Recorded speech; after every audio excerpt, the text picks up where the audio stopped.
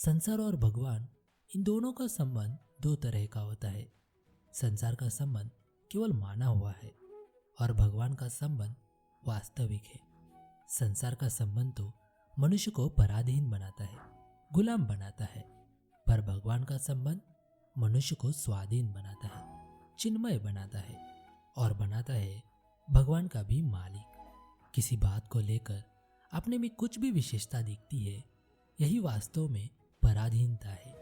यदि मनुष्य विद्या, बुद्धि, धन संपत्ति, त्याग, वैराग्य आदि किसी बात को लेकर अपनी विशेषता मानता है, तो यह उस विद्या आदि की पराधीनता दास्ता ही है। जैसे कोई धन को लेकर अपने में विशेषता मानता है, तो यह विशेषता वास्तव में धन की ही हुई, खुद की नहीं। वह अपने को धन का मालिक मानता है, पर वास्तव में वह धन का गुलाम है। संसार का यह नियम है कि सांसारिक पदार्थों को लेकर जो अपने में कुछ विशेषता मानता है, उसको ये सांसारिक पदार्थ तुच्छ बना देते हैं, पद दलित कर देते हैं। परंतु जो भगवान के आश्रित होकर सदा भगवान पर ही निर्भर रहता है, उसको अपनी कुछ विशेषता दिखती ही नहीं। प्रत्युत भगवान की ही अलौकिकता, विलक्षणता, विचित्रता दिखती है।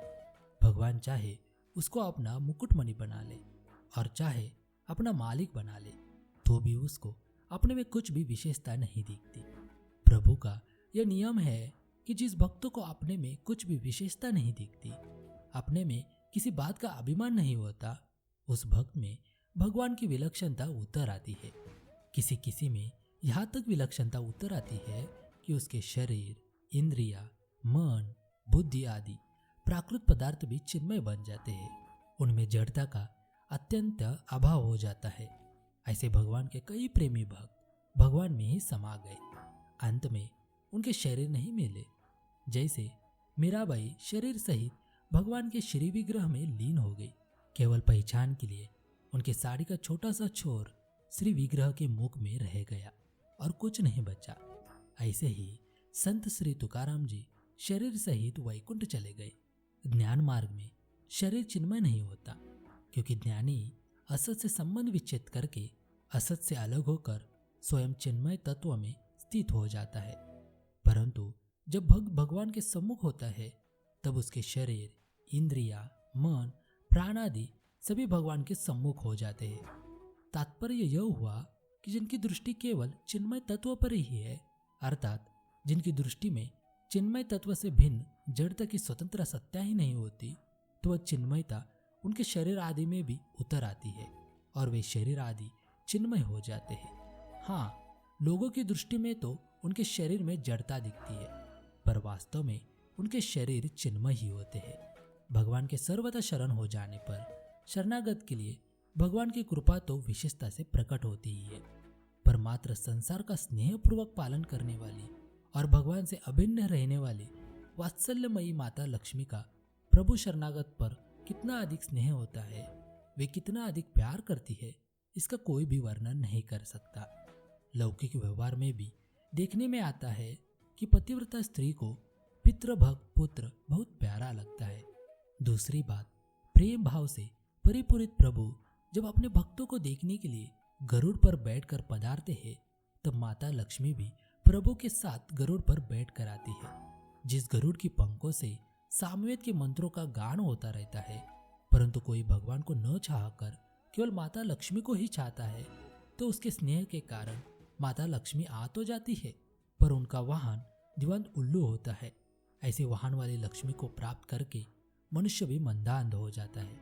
अगर उस माँ को कोई भोग समझ लेता है, तो उसका बड़ा भारी पतन हो जाता है, क्योंकि वह तो अपनी माँ को ही कुदृष्टि से देखता है, इसलिए वह महान अधम है।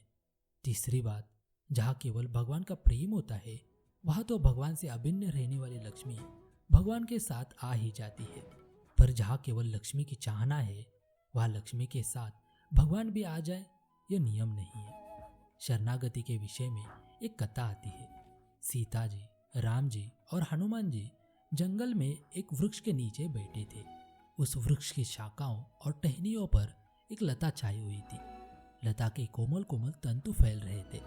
उन तंतुओं में कहीं पर नई नई कोपले निकल रही थी और कहीं पर ताम्रवर्ण के पत्ते निकल रहे थे।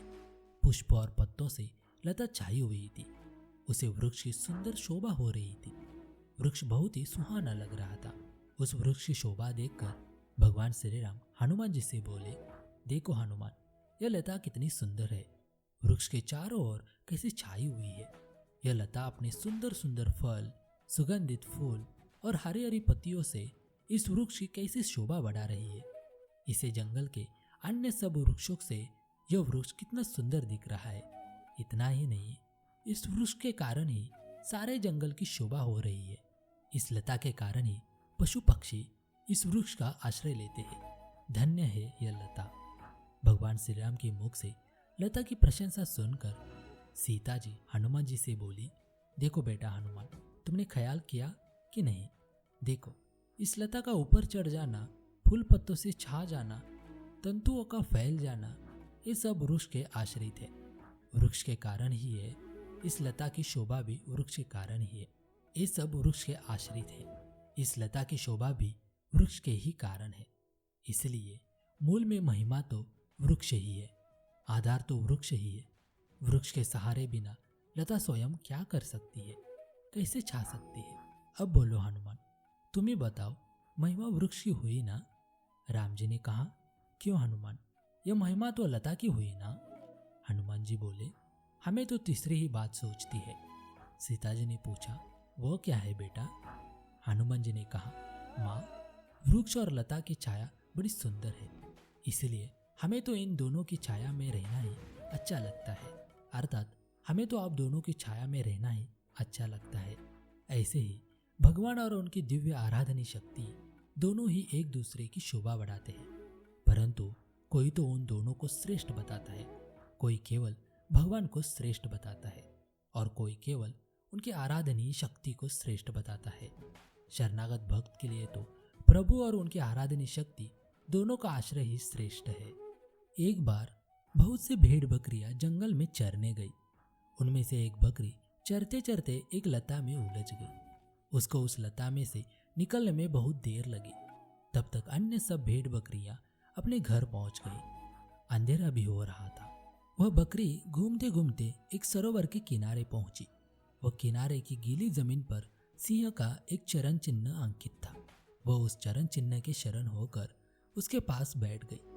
रात में जंगली सियार, भेड़िया, बाघ आदि प्राणी बकरी को खाने के लिए पास में आए तो उस बकरी ने बता दिया कि पहले देख लेना कि मैं किसके शरण में हूँ, तब मुझे खाना।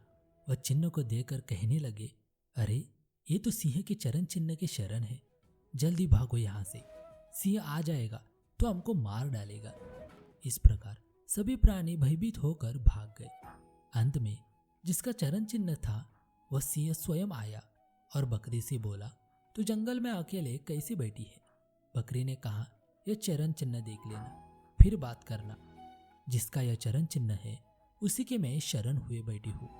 सिंह ने देखा कि ओ, ये तो मेरा ही चरण चिन्ह है, यह बकरी तो मेरी ही शरण हुई। सिंह ने बकरी को आश्वासन दिया कि अब तुम डरो मत, निर्भय होकर रहो। रात में जब जल पीने के लिए हाथी आया तो सिंह ने हाथी से कहा, तू इस बकरी को अपनी पीठ पर चढ़ा ले, इसको जंगल में चरा कर लाया कर और हरदम अपनी पीठ पर ही रखा कर, नहीं तो तू जानता नहीं कि मैं कौन हूँ, मार डालूंगा। सिंह की बात सुनकर हाथी थर थर कांपने लगा। उसने अपनी सूंड से झट बकरी को पीठ पर चढ़ा लिया। अब वह बकरी निर्भय होकर हाथी की पीठ पर बैठे बैठे ही वृक्षों की ऊपर की खोपले खाया करती और मस्त रहती। ऐसे ही जब मनुष्य भगवान के शरण हो जाता है, उनके चरणों का सहारा ले लेता है, तब वो संपूर्ण प्राणियों से विघ्न बाधा उसे निर्भय हो जाता है। उसको कोई भी भयभीत नहीं कर सकता, उसका कोई भी कुछ बिगाड़ नहीं सकता।